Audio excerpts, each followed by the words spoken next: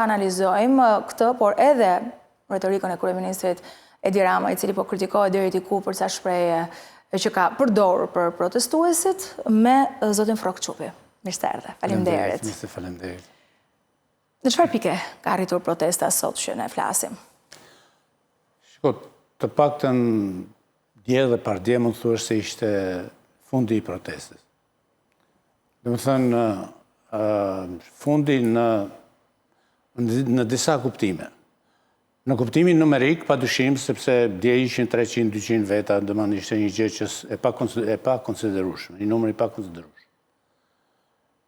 Në kuptimin moral, sepse nisi me sensin natyral, me sensin në mbrojtje të natyrës, me sensin në mbrojtje të virgjërisë së natyrës, dhe erdhëm tek politika, erdhëm tek marrja e pushtetit. Në sensin strategjik, dje mori fund, sepse kjo protest e nxori produktin e vet. Produkti ishte politik. Dhe praktikisht tani ka në krye një të ngarkuar me procesin politik, i cili tashmë po e konsiderojmë me një proces në parlament ose në mbretëri, kur presidenti ngarkon dikë për të krijuar qeverinë. Praktikisht dikush e ka ngarkuar për të formuar... Organizatorët, Po, dikush e ka ngarkuar që organizatorët duhet të jenë jashtë, padyshim, dhe të gjitha dhënat të çojnë vërtet tek Irani, besnik i cilit, ose si me thënë, shërbëtor i madh i cilit është vetë Goxhaj. Nuk ka një dokument që e vërteton këto. Po, atëherë, shiko, gjithçka e vërteton vetë veprimtaria e Goxhajt, ai në kohën kur janë të dokumentuara, në kohën kur ka shpërthyer konflikti dhe zhvilluar konflikti, po e quaj konflikt, po sulmi i Shtetet Bashkuara të Amerikës mbi Iranin, Goxhaj ka qenë në favor të Iranit dhe ka... Ishte për genocid. Më falni? Ka folur për genocid. Jo, ka folur, ka thënë që ka shkruar që Shtetet Bashkuara të Amerikës i ngjajnë një krijesë somnambul, e cila në mënyrë të përgjumur dhe të përgjunjur i afrohet Iranit, por Irani është fitimtar. Kjo është dëshmia shumë e rëndësishme, por akoma më rëndësishme dhe më brutale është dëshmia e tij se ushtria e Hezbollah është një ushtri që bën luftë të drejtë, ndërsa Izraeli, që nënkuptohet me Izraelin nënkuptohet Amerika, Po, Shtetet Bashkuara Aleati. Ndërsa Izraeli po bën luftë terroriste dhe mizore mbi njerëzit.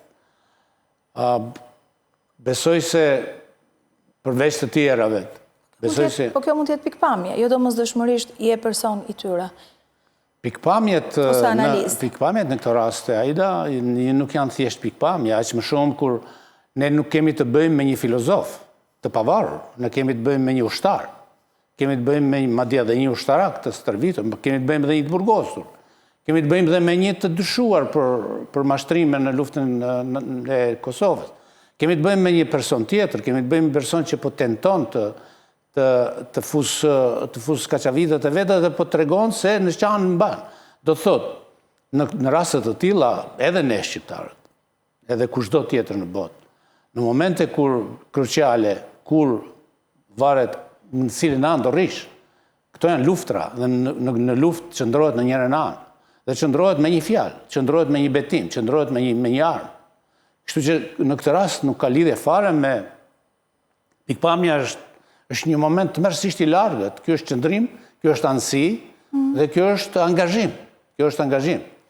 Në protestën e Tiranës, ai po mban të gjithë, domethënë, si thua, gjithë pikpamjet, gjithë strategjinë, gjithë llojin që ka Irani në raport me pushtetin, në raport me lirinë, në raport me të drejtën.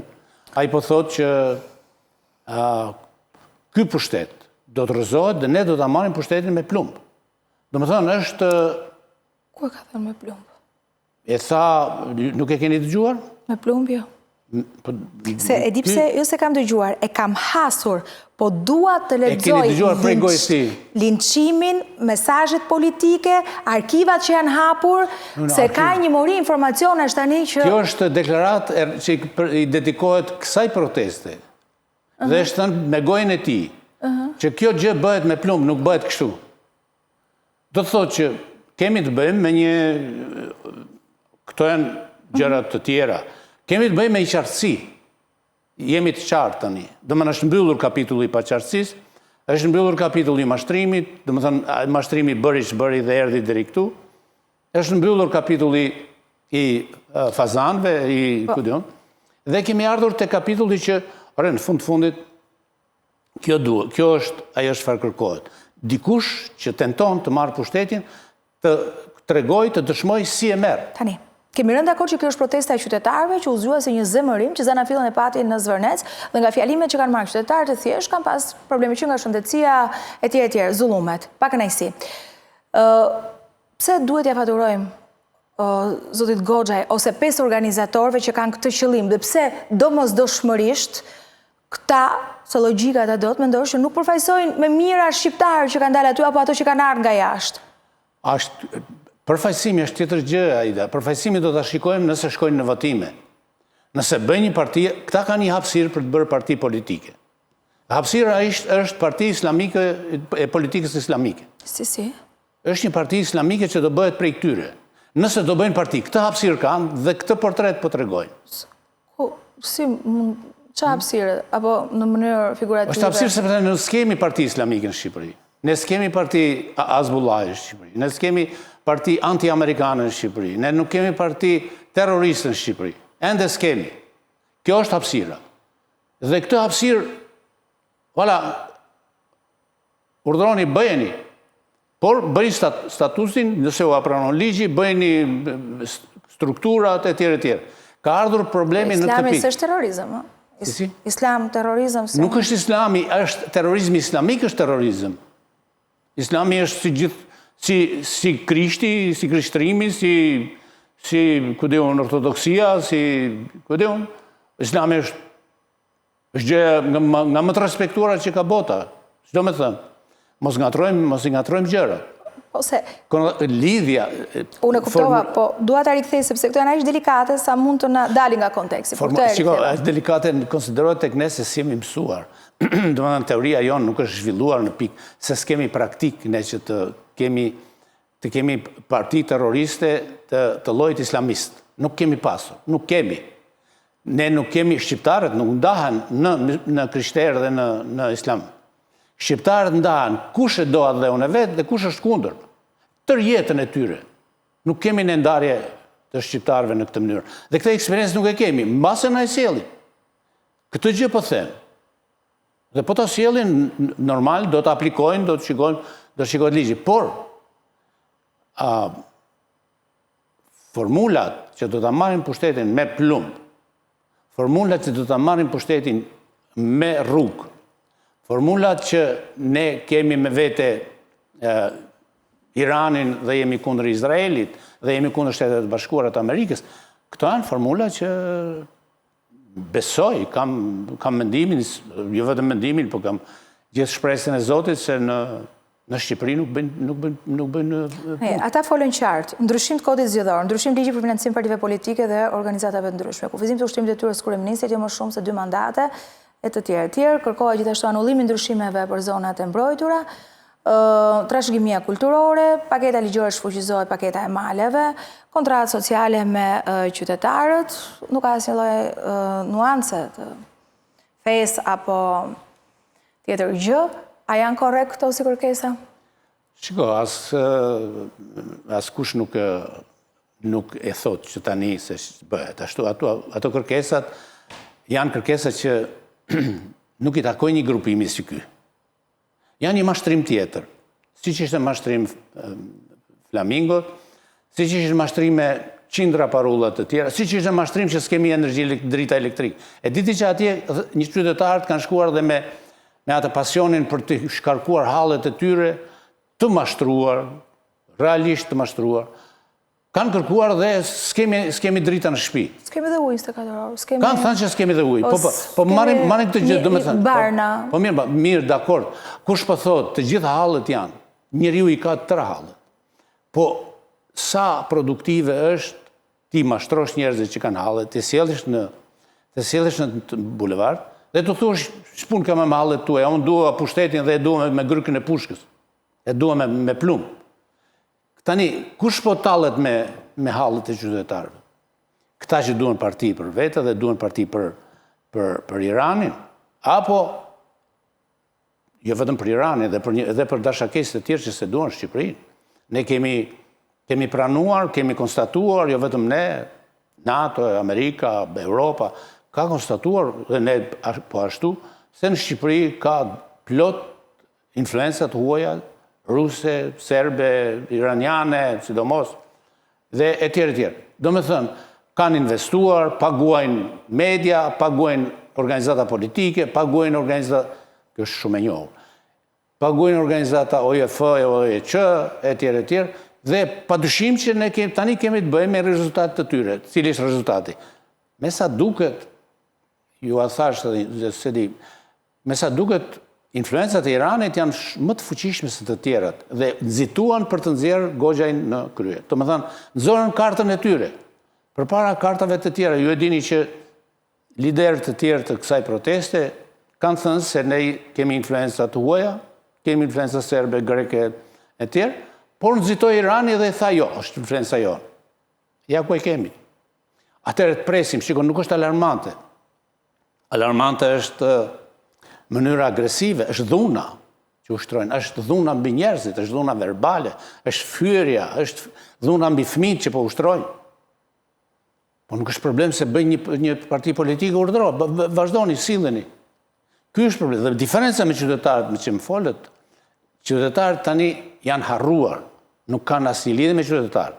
Qytetarët kanë thënë hallet e tyre, kanë shkuar në punën e tyre, kanë kuptuar se po mashtrohen, dhe tani kanë mbetur ose do të mbeten pas 2-3 ditësh njerëzit që kanë dëshirë të mashtrohen. Se ka plot njerëz që kanë dëshirë të mashtrohen, dhe kjo është cilësia e turmave. Cilësia e turmave dhe njeriu i turmës mashtrimin e ka 1000 herë para të vërtetës, nuk e do të vërtetën, do mashtrim. A është sot Edi Rama, meqense ka mbledhur ministrat, profesues të qarqeve, nivelet larta pra politike dhe flet për një betejë.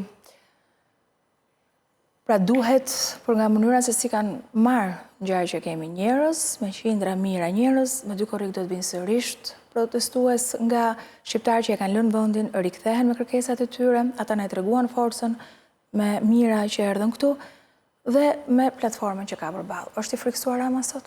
A mund të bëjmë një korektim të fjalës qindra mijëra. Po, tani, si a dalim të deri në fund? Kishte maksimumi në ditën më kulmore 8 deri 10.000. Po qindra mijë s'ka pas kur tuan. E lëm këtë.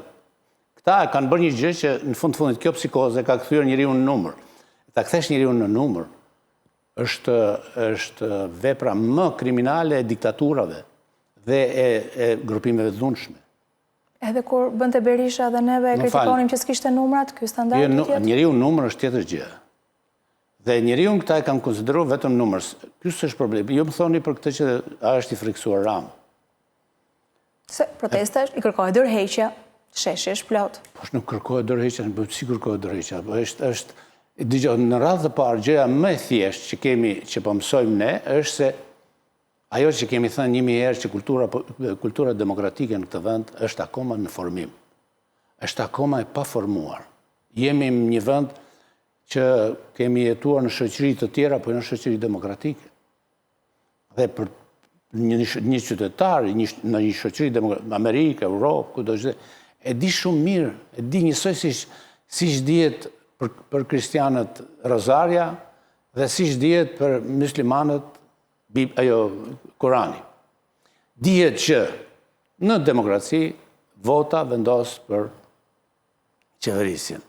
Në demokraci qeveria bie në parlament, me votat në parlament. Ka dhe përgjegjësi morale.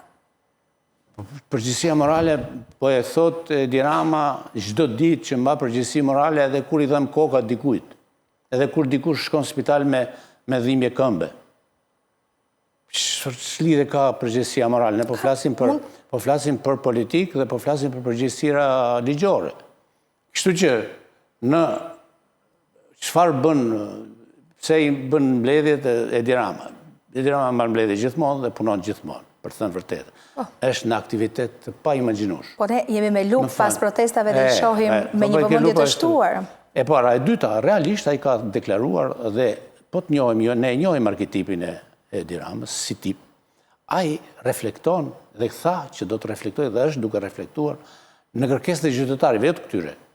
Po në atë që qytetarët çfarë po kërkojnë? Unë kam përshtypjen se atje po bëhen grupimet e problemeve që kanë. Ka një studim është duke u bërë një studim shumë i hollësishëm mbi bazën e regjistrimeve të kërkesave të qytetarëve dhe nëse bie fjala kërkesa për ujë bën pjesë në grupin më të madh të protestave, qeveria shqiptare po e grupon këtë gjë për ta ndikuar, për të ndryrë. Por kërkesa për energji elektrike s'ka që bën, sepse ne prodhojmë 1 herë gjysmë ose 2 herë më shumë se sa kemi nevojë. Lavdien vroqës, si thonë. Kështu që ne prodhojmë energji elektrike, jemi të vetmit që nuk na ndikon kriza në Iran, nuk na ndikon kriza në Ukrainë, askund. Askush na ndikon. Kështu që ky grupim dhe kjo escalation, si thonë, e grupimeve të problemeve, është duke më fali? Si janë vetëm këto? Janë paketat, paketa e maleve, investitorë strategjik, paketa e pyjeve, mënyra çështja e pronave, rjolli, porti Durrësit. Po rjolli njerë është një investim krejtësisht i saktë, krejtësisht i pastër, krejtësisht i ndershëm, krejtësisht në dobi të vendit dhe krejtësisht i madh. Dakor, po s'mund ta marrësh pronën tjetër. Kush prek rjollin dhe kush e ka prekur, do përgjigjet. Edhe këtë po ju them, do mbaroj protesta, po këta do përgjigjen, ata që kanë kryer krime do përgjigjen padyshim, sepse ne jemi në popull tjetër, atje ishin 3.000, po ne jemi 300.000, 3 milion. Ne 3 milionshit do kërkojmë hesap, sepse është pronë që na është dëmtuar. U dëmtua Kakomeja, pse ju mendoni se Kakomeja nuk do të shpaguhet, po do shpaguhet se s'bën. Nga kush, si do shpaguhet? Ata që e kanë prekur, kush e preku aty? Është të drejtë ata e mbajnë të izoluar dhe s'lejojnë qytetarët aty. Ore, ajo gjithçka është bërë me ligj, gjithçka është bërë me vendime qeverie, gjithçka është bërë me vendime të parlamentit. Si që ka kjo histori? Ajo që është bërë në rjoll është me ligj, kanë prekur, kanë shkatruar dhe janë këta që e kanë shkatruar atë. Ligji i qeverisë nuk më nxjerr mua si pronar pa pronë. Dhe kur qeveria të fusë investitorë strategjik, do t'i ketë larë hesapet tona, shqetësimet e qytetarëve që... Kjo gjë është zgjidhet në gjykatë. Ta nuk i kanë larë hesapet, se përderisa po ju dalim kështu... Zgjidhet në gjykatë. Përderisa po ju dalim kaq probleme, i di që si kanë zgjidhë si shduhet dhe i kanë... Edhe piramidat financiare që qenë kohën më primitive të gjitha periudhave të shtetit shqiptar, më në fund shkuan në gjykatë, edhe pasi kishin vdekur njerëzit, edhe pasi kishin vrarë vetën këta që investonin, çështja shkoi në gjykatë, aq sa mundi të shkojë. Sot kemi një shtet modern, shteti është modern, shteti është krejt modern. Kështu që, me që më theje për këto, puna e dytë, pasi të krijojnë partinë këta, është miku im i dashur në prokurori dhe në gjykatë. Paguaj atë që ke prishur në rjoll, që ke prishur në Kakome, atë që ke prishur në librazh. Ne po themi, t'ju japi pronarëve toka, t'ju japi drejtën qytetarëve. Jo të tregohet arbitrare dhe thot investitori strategjik shtyp popullin shqiptar. Tani po këtë përpëtestojnë ata. Nuk jepet e drejta asnjë. Çfarë thonë ata? Çfarë thonë qytetarët? Nuk jepet e drejta nga trotuari, nga bulevardi. E para. E dyta, ju e dini shumë mirë, që nga viti 92 ne kemi problemin e ligjit 7501. I kemi gjitha ligjet mbrapshnëve.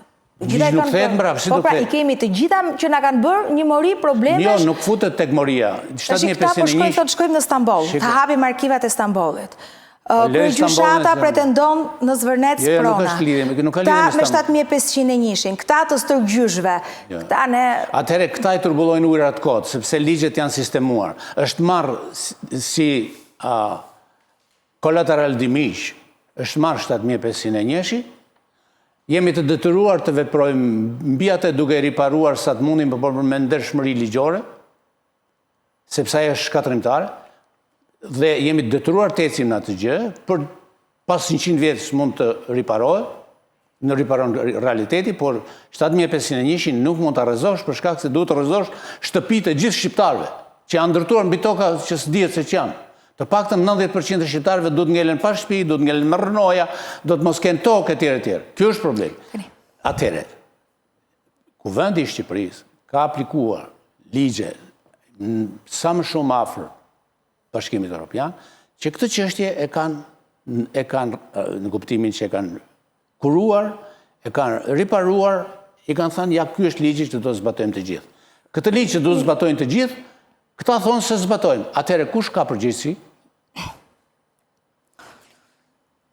Tani, unë dakord, po refuzoj që të jem pjesë ose dakord 100% ndjes, për shkak se më është dashur në raste të intervistoj banor që deri diku jap dhe drejt. Ka luftë brenda PS-ja? Sot që flasim ka probleme me Tjetër Rama? Brenda në PS? Në çdo moment,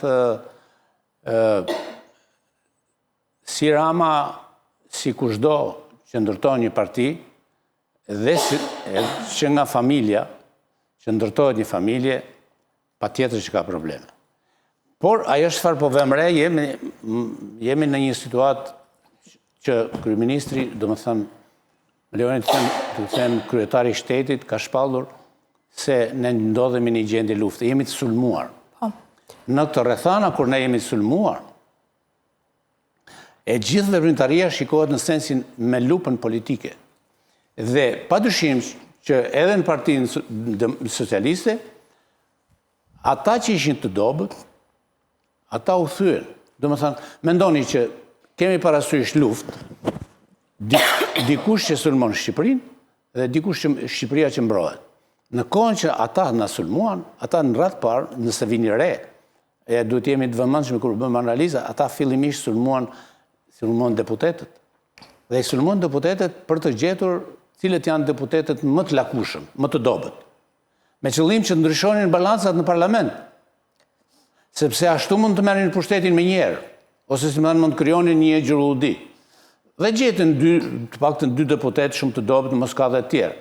Pra, çfarë janë Neo Malsoria dhe Lisa Spiropali sot në PS, se Lisa i ka dalë përballë edhe Neo Malsoria dhe deputeti tjetër. Spiropali është fenomeni kur armiku të ka kapur ministrin e jashtëm dhe të ka kapur kryetarin e parlamentit.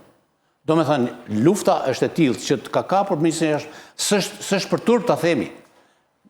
Armiku mori ministrin e jashtëm. Kemi dështuar.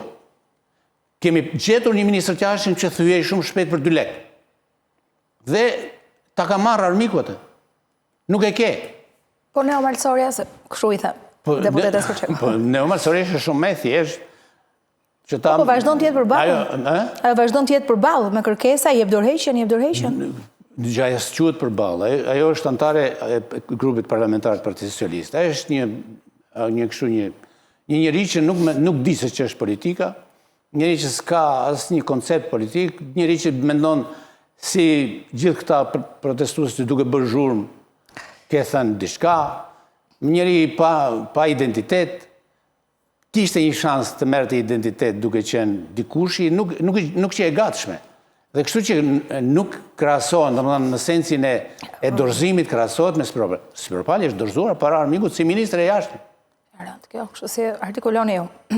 Patjetër, s'ke si ta gjykosh ndryshe si jemi qytetar.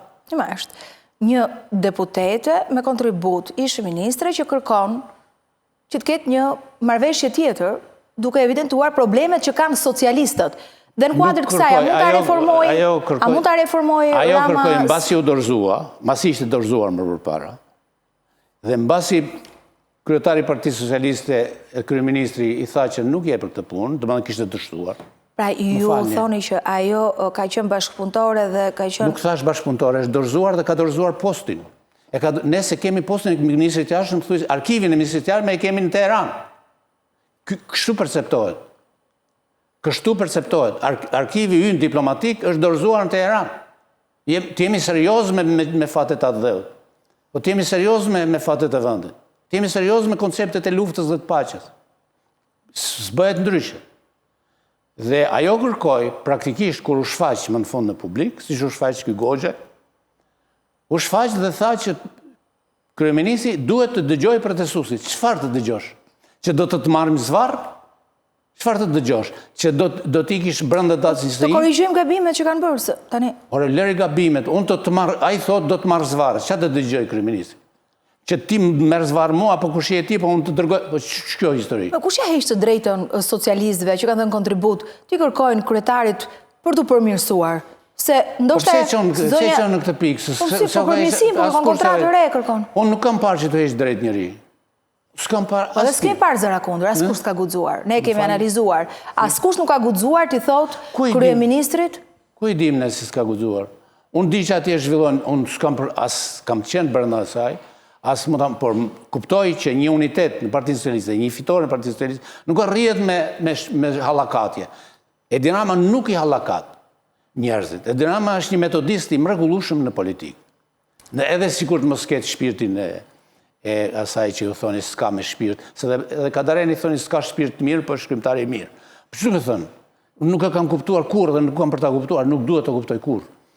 Po problemi është se fakti që Partia Socialiste fiton 4 mandate, do të thotë se në Partinë Socialiste ka ferment, ka gjallëri, ka aktivitet, ka unitet. Ky është problemi, nuk ka problem tjetër. Kishte, nëse Dima ka sot, se... Nga çfarë ka prekur? Shqetësimi qytetar, jo, qytetarët atje. Unë nuk frerem që nuk ishin qytetarët ashtu. Ti përfaqësoj të gjithë protestuesit nga Goxhaj. Nuk kam asnjë rezervë ndaj Goxhajt. Protestuesit nuk mund ta prekin atë që nuk mund ta përgjigjsoj kështu. Protestuesit prekin, çfarë prekin? Problemet që ka qytetari, që s'ka qytetar në botë për probleme. Dhe sidomos kur dorëzohesh, se ne kemi shumë qytetarë në Shqipëri, shumë njerëz. Shqipëri kanë qeft që të bëjnë viktime dhe thonë kam halle, edhe po t'i pyesësh njerëzit si e keq. Atë që se bëri Berisha me hapjen e partisë, a mund ta bëj Rama sot? Atë që se bëri Berisha me reformimin, me dhënien mundësi, me një hapje restart, a mund ta riformatoj Partia Socialiste? Po, mund ta bëj këtë? Po Partia Socialiste, nëse Edi Rama nuk do kishte bërë këto, Shqipëria sot nuk do të ishte në këtë stat. Stati që ka Shqipëria sot është produkt i lirisë, është produkt i kualitetit, është produkt i vendosmërisë, është produkt i dashurisë për vendin, është produkt i qartësisë, është produkt i vizionit. Të tjera gjëra nuk ka në qeverisi. Unë nuk e kuptoj dot, ndoshta mendja e njeriu shkon deri atje sa që kryeministri të vinë në mëngjes dhe të thotë ministrave dhe deputetëve dhe qytetarëve të thotë mos jeni, si thua ti? Ta ndërtojmë ne Shqipërinë apo jo? Jo, thot njeri atje. E mirë, nuk po e ndërtojmë. Si thoni ju, të marrim investimin për turizmin? Dikush thot, po, në rregull. Po dikush thot, jo, s'kemi dakord. Edhe kryeministri e le, ky quhet kryeministër. Nuk e kuptoj, jo këtë rast, por nuk kuptoj njerëzit, shumë njerëz nuk e kuptoj. Ama kuptoj faktin që njerëzit shtruan disa probleme dhe ato probleme po shikojmë, do të shikojmë si do bëhen problem veti qeverisë. Dhe qeveria do të zgjidhë shumicën atyre probleme, do të zgjidhë duke vepruar në kundërshtim me proteste, në kuptimin që protesta kërkoi të mos ketë investime, protesta kërkoi të mos kemi punë me Amerikën, protesta kërkoi të mos kemi punë me Europën. Atëherë vetëm duke bërë investime të huaja, vetëm duke pasur një alancë të fuqishme me aleatët tanë perëndimorë mund të bëhet Shqipëria. A i humbi durimin kryeministri kur ju përgjigjet me sharje protestuesve se unë për etik s'do ta them se çfarë ka thënë. I referohen Financial Times. Nëse do t'ishe këshilltari kryeministrit, çfarë do t'i thoje? Nuk ishte për qytetarët, ai ishte për këdo, tha ai, që dyshon dhe thot gjëra të paqena për këtë çështje. Pse të punë se thoni, ai është në anglisht, fuck you, thë. Do të thotë që ai është një fjalor politik që e gjen tek gjithë liderët e botës, në momentin që është fjalor shumë i drejt për drejt, i sinqert, e nuk është për qytetarët, është për mashtruesit. Dhe nëse ne marrim në dorë mashtruesit dhe shpifësit i marrim në mbrojtje duke i futur te koncepti popull, duke i futur te koncepti qytetar, kemi falimentuar. Kemi falimentuar. Pastaj, ne kemi modelin e një proteste me një fjallor shumë të ndyrë, mos harrojmë. Po. Shumë të ndyrë. Shtjetër gjë mlefi qytetar me elitën politike. Jo, s'është mlef, ajo është organizuar. Me elitën politike. Ajo është organizuar, shiko. Kjo thotë që... Shiko. Sot i faturohet mënyrës se si Rama i drejtohet popullit. Nuk krahasohet, jo popullit. Nuk krahasohet. Ai foli me një gazetar, mendoj se duhet mësojmë të dallojmë fjalimin në popull, fjalimin në politik, fjalimin në kuvend, dhe intervistën për një gazetë. Nëse Edi Rama do kishtë dhënë intervistë për artin dhe kulturën, për pikturën dhe poezi, do kishtë thënë për pikturën, për skulpturën do kishtë thënë plastik, për poezin do kishtë thënë arti fjales. Këta tipa do të kishin marrë për para të që është kjo plastik, kujtja thot plastikën, kjo është seksuale, po ajo është fjallori artistik, fjallori vërtet për skulpturën. Skulptura është prove plastikës. Poezia është prove fjallës dhe imaginatës. Kjo është e të rë. Tani, është tjetër gjë një intervistë, vërtet, tjetër gjë një intervistë për media, për gazetari me gazetari flitet me i gjutë tjetër, dhe Edi Rama dita flasë këtë për mendimin tim shumë mirë. Fjallimi para popullit, sistemin e... Pra bëri shumë mirë që u shpreh ashtu? Por bëri shumë mirë, bëri shumë keq, unë e shikoj pasuri. E shikoj si një pasuri leksikore, e shikoj si një pasuri emocionale, e shikoj si një pasuri përgjigje, e shikoj si një pasuri vendosmëria dhe si një basi Financial Times, edhe si Financial Times, New York Times, CNN-i, e tjerë kanë kërkuar, kanë gjetë të gjejnë një gjë diku këtu, dhe pa dyshim që kanë drejtën e tyre si gazetarë të vënë para presionit kryeministrit. Kryeministri nuk ka të drejtën të zgjedhë fjalët më domethënëse dhe më të përshtatshme për një media. Pa dyshim që do të zgjedhë. Ndryshe je i kryeministër sovjetik. Hajde zgjedhim kryeministër sovjetik të cilët flasin me slogane, me parulla dhe me korniza. S'është ashtu. Po kjo i shqetëson qytetarët. Më falni? Kjo i shqetëson qytetarët. Qytetarët se shqetëson as pak. Qytetarët janë në punën e tyre, me falje të them. Këta zhurmagjit janë me gogjen. Qytetarët nuk e dinë çfarë ndodh. Sa që dinë janë të shqetësuar, pse na i lënë në bulevard. Qytetarët janë në punë. Qytetarët gjithë një kanë qenë në punë. Qytetarët shqiptarë, po jo themi gjë nga eksperienca ime shumë vjeçare në raport me politikën, dhe një si vëzhgues, edhe si protagonist i politikës, po dhe si vëzhgues i politikës. Shqiptarët në kohët më të vështira kanë ditur të qëndrojnë në shtëpitë e tyre.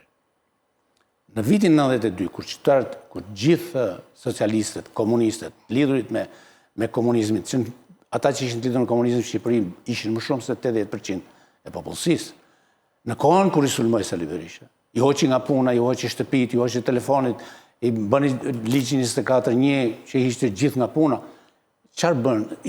I torturonin rrugë, i ndoqi me gangsterët e tij. Çfarë bën qytetarët? Hynë në shtëpi. Hynë në shtëpi, pritën 4 muaj, deri në korrikun e vitit 92, dhe atë ditë votuan kundër. Ku ka ndërgjegje më të bukur se sa kjo? Rri në shtëpi dhe ditën e votimit trego forcën tënde. Kjo është e gjitha. A është i papërgatitur kryeministri Edi Rama me kabinetin, me mënyrën se si e ka krijuar këtë kabinet, si ka besuar, si ka katapultuar, si ka emëruar bashkëpunëtorët më të ngushtë përballë turmës, pra përballë kësaj situate, a del pak zbuluar, a ka njerëzit rreth tij pa aftësi për të dalë në krah, për të menaxhuar këtë lloj situate? E di pse bëj këtë pyetje se kur e pam në mbledhjen e fundit, ishte vetëm kryeministri, para fundit, jo ke fundit, ishte kryeministri që fliste me një siguri, eufori, tipiku politikanit, siç është Rama, dhe të tjerët qarkulluan nëpër video që ishin të gjithë sikur i kishte bërë off, kishte heq prizën, ishin gjithë fikur.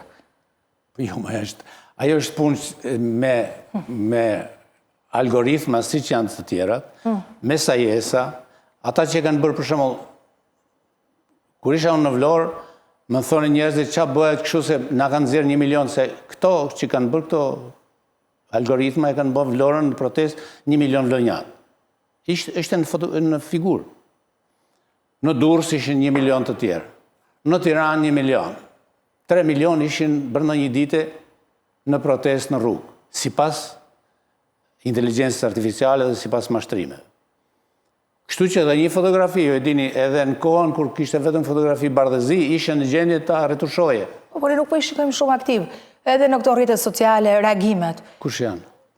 Atë njerëz, ministrat, PS-ja. Unë kam parë që kush ka dashur ka reaguar, edhe këto ditë ka pasur shumë reagime, biles.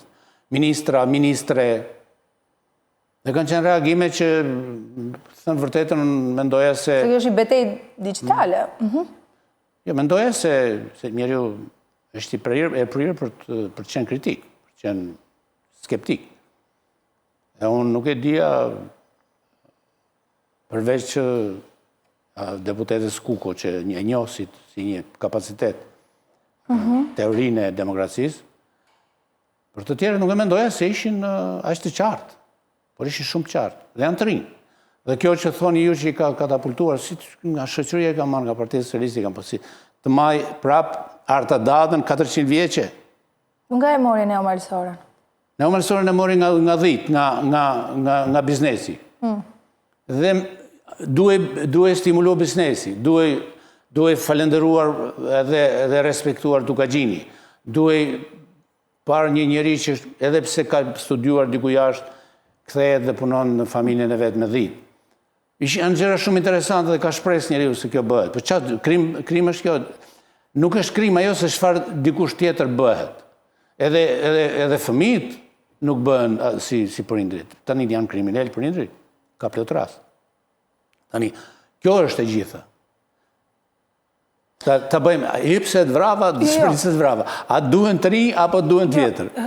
Çështja e meritokracisë në Partisë Rama kaloi nga mosbërja analizës pas zgjedhjeve që po i fitonte radhë, arriti çdo lloj fushate t'i vinte imazhin e vet, madje edhe fushatës lokale ku ne ishim mësuar shqiptarët historia që zgjidhnin individin që menaxhon këto punët e komunave pastaj bashkive.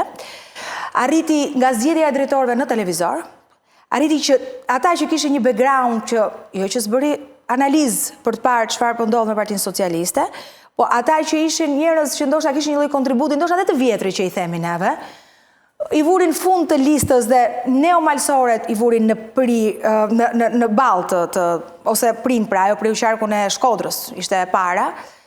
Dhe ndërkohë, sot jemi në këto kushte ku këta njerëz nuk e din nëse janë zot që t'i dalim për zot. Kësaj situate, me mundësinë e tyre, me lidhjet e tyre, me zonat që ato përfaqësojnë, sa i njohin strukturat politike, se jemi në betejë digjitale tani. Dhe e qante Partia Socialiste këtë. Sot që ka problem algoritmi apo AI-e. Këta njerëzit kanë një lloj përgjegjësie, prandaj them që ato duhet kryeministri Rama të bëjë një diskutim ose Gjithë përgjegjësitë i kanë këta njerëz, gjithë përgjegjësitë, sepse janë në krye të pushtetit. Gjithë përgjegjësitë e botës. Absolutisht. Jo në sensin që ju jeni fajtorët, po kanë përgjegjësi edhe ne që flasim ne tani sot. Nëse diçka ndodh për jashtë, nëse larg qoftë një zjarr bie, nuk është përgjegjësia jonë. Është përgjegjësia e këtyre ministrave, është përgjegjësia e këtyre drejtorive, është përgjegjësia e kësaj administrate. Padyshim që kanë përgjegjësitë. Dhe këtu është edhe merita e demokracisë, që ka zgjedhur njeriu përgjegjës dhe ka zgjedhur njeriu tjetër rri përballë. Ai tjetër që rri përballë duhet të jetë kualitativ. Dhe kualiteti i tij është të dëshmojë të vërtetën, po të pa e mashtruar. E gjithë kjo që u ngrit mbi mashtrimin, mbi thot populli shqiptar, mbi rrenën. Rrenat gjitha. Domethënë asgjë s'ishte e vërtetë. Dhe ja, ku jemi? Tani u shfry Tullumbaci dhe doli ky Goxha që pas ka qenë i bërë gati si karta e fundit për ta paraqitur dikush nga jashtë, me siguri fundamentalistët terrorist, islamik, iranian, etj. S'ka tjetër. Kështu që ju më thoni për përgjegjësinë. Sot, sa të janë në pushtet, kanë përgjegjësinë kryesore. Për gjithçka. Edhe nëse i dhem koka një njeriu, ama kanë përgjegjësi edhe për këta.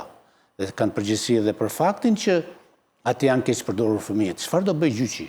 Çfarë do bëj drejtësia? Ku janë keq përdorur fëmijët? Fëmijët në demonstrat, fëmijët në turm, fëmijët në atë fjalor, e pe dje, e pat ju, më falë se thash e pe. S'ka gjë. E pat dje një nën histerike, më lejo më të them, që thriste dhe bërtiste, kishte edhe fëmijën në krah, ai fëmijë padyshim që rritet me trauma. Jo vetëm ai, të gjithë ata që kanë qenë në protest. Po sa e do ajo nën fëmijën e vet, nuk e duam ne dhe opinioni publik. Jo, e ke gabim. E ke shumë gabim. Unë nuk e di deri në çfarë pike ka vajt mlefi dhe halli asaj zonje. Fëmijën dhe të rriturin i do shoqëria në sens ligjor, i do sepse ka praktikat shekullore, mira shekullore të botës, e cile i ka keq përdorur fëmijët dhe ka ndërtuar ligje. Ne sigurisht që se kemi ende të ligj, po në një vend të zhvilluar tjetër demokratik, shteti ta merr në atë moment fëmijën dhe nuk e sheh. Po në një vend demokratik, nuk të çon ke privati në mjeksi, nuk të çon në shkollë private, të përgjigjet në mirë edukim dhe pastaj kur ti që don, ta merr fëmijën. S'ka lidhje me ligjin. Ta marrësh fëmijën, ta nxjerrësh në këtë lum, ti nuk më ke të drejtë më ta edukosh. Nuk më ke mundësi më. Ti duhet shkarkosh nga përgjegjësitë për atë fëmijë. Ishte protestë paqësore. Ajo ishte një... Ore, si ishte paqësore, ishte e dhunshme, ne po themi ishte e dhunshme dhe pavarësisht se e dhunshme. Ti parë shumë fëmijë. Ai fjalor banal, ai fjalor vulgar, ai fjalor fyz.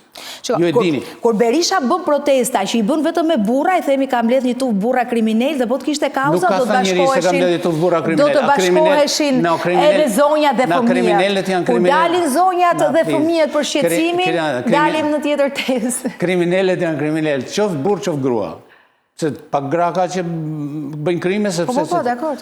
Kështu që kriminal në kuptimin janë konsideruar ata që kanë marrë armë me vete.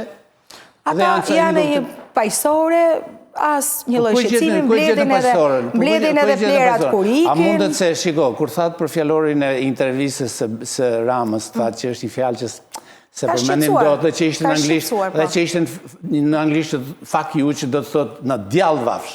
Ka që do të thot e jo? Në djallë vafsh, nuk ka tjetër kuptim. Dhe atë fjalë që pas ka shkruar Rama në që shumë, e përmendur gjithë mediat më të famshëm botërore, çdo ditë përmendet. Edhe në tituj, lexojnë shtypin botëror, shtypin angles. Po, zhvilloj intervistën për gjithë, jo për vetëm. Po ky fjalori i këtyre që realisht fjalori i këtyre njerëzve në protestë. Ai nuk është protestë, një grumbullim njerëzish. Rama jepet dorëheqjen thonë ata. Ashtu ë? Këndojnë. I ki harruar të tjera apo si mba më se? Si kanë parë. Nuk dominojnë atëherë. Nuk dominojnë. E vetmja që dominon është ajo. Rama jepet dorëheqjen me këngë, s'kisha ndodhur ndonjëherë me muzikë, me këngë. Jo, mes më detyroj të them se unë nuk jam nga ata që nxitem as shumë për të dalë nga kontrolli për të përdorur ato fjalë. Kurse si. Nëse janë të dy individë, ato s'përfaqësojnë gjithë shqiptarët. S'përfaqësojnë gjithë shqiptarët. Se caktojmë ne se kush përfaqëson e kush nuk përfaqëson. Ne themi një fjalë e tillë, një e lëshuar në publik, është një krim me vete. Është një. Ajo ishte miliona ishte. Miliona ishte. Dhe janë. Që kjo punë? Paqësore ishte ajo. Ishte një grumbullim turmash, pa fre, pa kokë, pa tru, pa fjalor, pa edukat, pa aritmetik, pa alfabet. Të tëra i kishte me vete. Ishte një gjë shumë e ndyrë për të thënë vërtetën. Po iku tani dhe s'ke që i bënë. E ka marrë në dorë goqë. Do vinë prapë? Me dy korrik do vinë shqiptarët që punojnë dhe jetojnë jashtë. Ashtu, po mirë dhe të vinë. Se ata shqiptarët që erë nga... Ju e dini që ata u nisën në Berlin 100 makina dhe mbritën Shqipëri vetëm 30. 70 të tjera u bën gatin, me të njëjtin skenar u bën gatin Prishtinë. Dhe erë nga Prishtina ishin Prishtinas ata, nuk ishin të emigracionit tonë. Emigracioni ynë ka një dashuri shumë të madhe për vendin. Ne faturojmë Kosovës ato? Më falni? Dhe ja faturojmë Kosovës? Nuk ja faturojmë, është e vërteta. Vetëm ju po më thoni që Kosova nuk është një nga organizatorët themelor të kësaj rrëmuje në Shqipëri. Vetëm këtu bëjt diqë. Unë po të citoj palën tjetër që duhet ishte këtu për të bërë bisedë, nuk është se kam qëndrim këtë që kuptojme. Pala tjetër. Duhet jenë të gjitha qëndrimet, edhe ju e njeni shumë mirë këtë profesion, kështu që.